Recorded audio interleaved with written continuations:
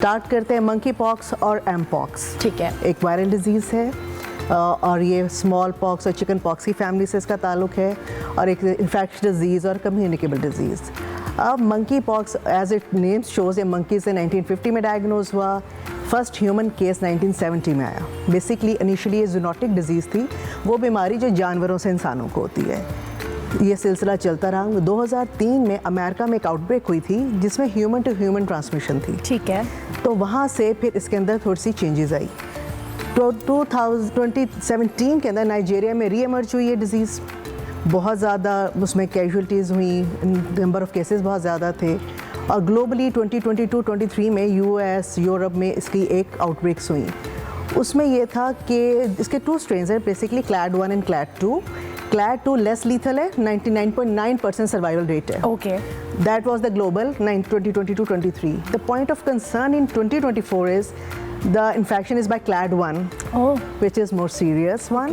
अगर हम इसकी केस फर्टेलिटी रेट जैसे शरह अमवात की बात करें तो 1 to 10% है. यानी कि अगर 100 लोगों को मंकी पॉक्स है तो 1 से 10% लोग जो हैं फौत होने का उनका चांस है. बट इसमें भी 1 to 3.3%. 10% वो होंगे जिनकी क़ुव्वत मुदाफ़त कम है, ओल्ड एज हैं, सिक हैं, प्रेग्नेंट लेडीज़ हैं, यस, जिनकी इम्यूनिटी अपनी कम है, उनमें ज़्यादा चांस है. Right now 1 to 3.3% is the rate. जहाँ तक हम पाकिस्तान की बात करें तो 2023 में वी हैड 9 केसेस, जिसमें से एक डेथ हुई थी मंकी पॉक्स की. और अगर हम 2024 की बात करें तो 30 अगस्त को हमारे पास गल्फ से एक ट्रैवलर आए थे, पैसेंजर आए थे. उनका ताल्लुक पेशावर से था, उनमें सिम्टम्स थी, साइंस थे, तो वो मंकी पॉक्स पॉजिटिव थे. Now we have second case on 14 सितंबर जो फ्यू डेज बैक है. सऊदीया से फ़्लाइट आई थी, उसमें जो पैसेंजर थे उनमें सिम्टम्स थी, उनको स्क्रीन किया गया और वो पॉजिटिव हैं. He basically belongs to Gujarat, तो you can say it's the first documented case in Punjab. Okay. That person. So ये है, और इसकी वजह ये है कि अभी तक पाकिस्तान में itself कि हम कहें कि हमारे यहाँ कोई केस वो वैसे नहीं है. कोई भी ट्रैवलर जो बाहर से आए हैं उसमें ये हमें पाया गया है. अच्छा डॉक्टर साहब, आप प्रिवेंशन कैसे कर सकते हैं? फिर क्विकली मैं चाहूँगी आप सिम्टम्स बता दें. अगर कोई ट्रैवल कर रहा है उसको क्या सिम्टम्स हैं तो वो फ़ौरन स्क्रीनिंग कराए, और हम इसको प्रिवेंट कैसे कर सकते हैं? एयरपोर्ट स्कैनिंग के हवाले से मैं स्पेसिफिकली बात करूँ. ऑलवेज इट्स से prevention is better than cure. Simple is that. हमें इस चीज़ को देखना. अब हमें पता चल गया है कि ये है क्या. इसकी अलामतें ऐसे हैं, 1 to 21 डेज़ का इंक्यूबेशन पीरियड होता है मंकी पॉक्स का, विच इज़ लाइक 1 दिन से 21 दिन में जब आपको इन्फेक्शन हुई और सिम्टम्स आए. ठीक है. इसकी फर्दर 2 स्टेजेस हैं.